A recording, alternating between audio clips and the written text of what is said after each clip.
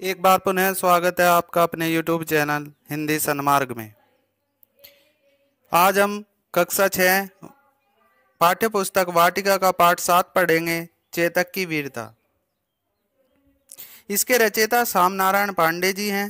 प्रस्तुत कविता में कवि ने महाराणा प्रताप के घोड़े चेतक की वीरता का व्याख्यान किया है। चेतक अपने स्वामी महाराणा प्रताप के प्रति इतना वफादार रहा है कि उनके लिए उसने अपने प्राण भी न्यौछावर कर दिए। हल्दी घाटी के प्रसिद्ध युद्ध में अपनी वीरता, अद्वितीय स्वामी भक्ति और अपनी बुद्धिमत्ता का परिचय देते हुए इतिहास में चेतक का नाम अमर हो गया है। पाठ परिचय। चेतक महाराणा प्रताप का प्रिय घोड़ा था। हल्दी घाटी के युद्ध में चेतक बुरी तरह घायल होकर भी महाराणा प्रताप को सुरक्षित रणभूमि से निकाल लाने में सफल रहा था। चेतक की वीरता। पाठ चेतक की स्वामी भक्ति तथा पराक्रम को दर्शाता है। इस पाठ में श्याम नारायण पांडे जी ने चेतक की वीरता और स्वामी भक्ति का परिचय दिया है। पंक्ति देखिए। रणबीच चौकड़ी भर भर कर चेतक बन गया निराला था, राणा प्रताप के घोड़े से पड़ गया हवा का पाला था।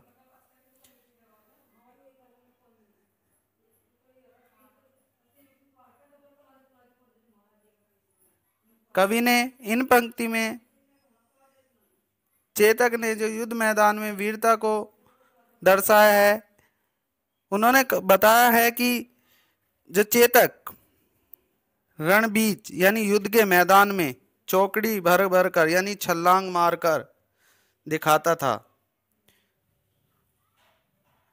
उसके चलने की गति इतनी तीव्र थी कि ऐसा प्रतीत होता था मानो हवा से बातें कर रहा हो। गिरता न कभी चेतक तन पर, राणा प्रताप का कोड़ा था, वह दौड़ रहा अरिमस्तक पर या आसमान पर घोड़ा था। महाराणा प्रताप का कोड़ा चेतक के तन पर कभी नहीं गिरता था, क्योंकि वह इतना समझदार था कि अपनी स्वामी की आज्ञा को भली भांति समझ जाता था। वह शत्रुओं के मस्तक पर इस तरह से आक्रमण करता था जैसे मानो कोई आसमान से घोड़ा जमीन पर उतर आया हो, अर्थात बहुत तेजी से अपने शत्रुओं के सिर पर प्रहार करता था। जो तनिक हवा से बाग हिली लेकर सवार उड़ जाता था, राणा की पुतली फिरी नहीं तब तक चेतक मुड़ जाता था।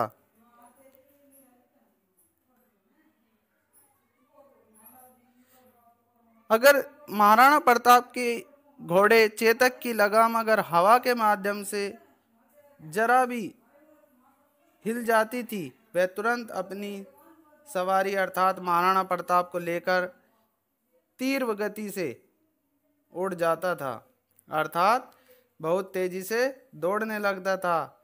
महाराणा प्रताप को किस ओर मुड़ना होता था, उनकी आंखों की पुतली घूमने से पहले ही चेतक उस दिशा में मुड़ जाता था। कौशल दिखलाया चालों में, उड़ गया भयानक भालों में, निर्भीक गया वह ढालों में, सरपट दौड़ा करवालों में। चेतक अपनी कुशलता और वीरता का परिचय अपनी चाल के द्वारा दिखाता है। तीव्र गति से दौड़ने और निडर होकर अपने शत्रुओं पर आक्रमण करना, वह निडर होकर भयंकर भालों एवं तलवारों से सुसज्जित शत्रुओं पर प्रहार करता था। है यहीं रहा अब यहाँ नहीं, वह वहीं रहा वहां नहीं, थी जगह न कोई जहां नहीं, किस अरिमस्तक पर कहाँ नहीं। कवि कहते हैं कि युद्ध के क्षेत्र में ऐसा कोई स्थान नहीं था जहां चेतक ने अपने शत्रुओं पर प्रहार ना किया हो। वह किसी एक स्थान पर दिखता, जैसे ही शत्रु उन पर आक्रमण करने उसके पास पहुंचते, वह तुरंत गायब होकर दूसरे स्थान पर पहुंच जाता था और फिर उसी तरह बार बार वह वहां से गायब हो जाता था। बढ़ते नद सा वह लहर गया, वह गया गया फिर ठहर गया, विकराल व्रज में बादल सा अरि की सेना पर गहर गया। वह नदी की लहरों की तरह आगे बढ़ता गया और जहां भी जाता कुछ क्षण के लिए रुक जाता, फिर अचानक कठोर पत्थर के समान बादल का रूप धारण करके अपने दुश्मनों पर प्रहार करता था, अर्थात उन पर टूट पड़ता था।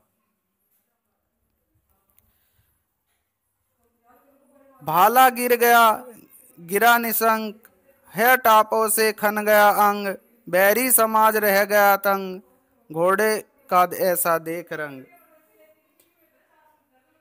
घोड़े की टापों अर्थात उसके पैर,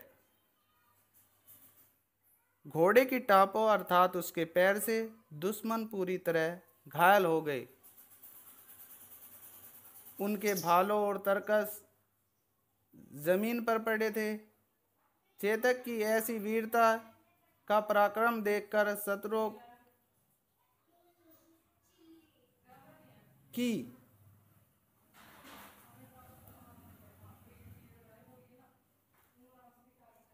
खेमा अर्थात दल, बैरी दल उनकी वीरता देखकर तंग रह जाते थे।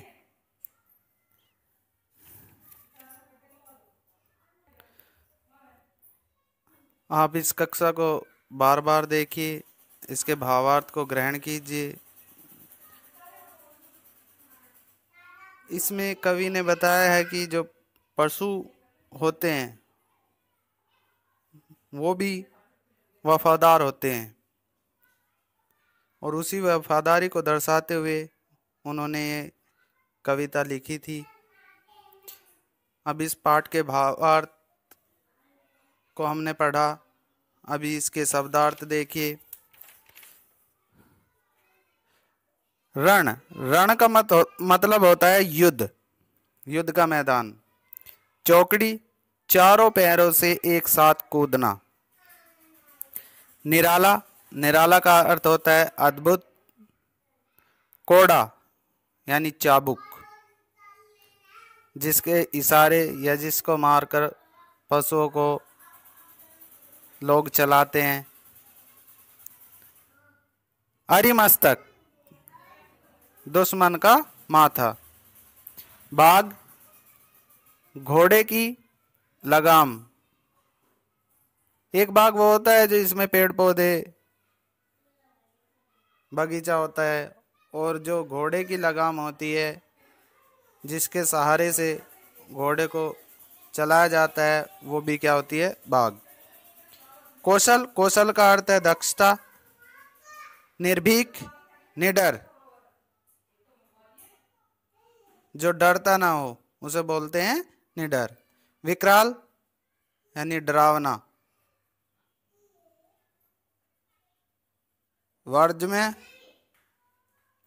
कठोर। गहर यानी गरजना। और बैरी दुश्मन। तो आपको ये वीडियो कैसी लगी कृपया कमेंट करें, शेयर करें, सब्सक्राइब करें। अब हम अगली कक्षा में इस पाठ के मौखिक एवं लिखित प्रश्नोत्तर करेंगे। धन्यवाद।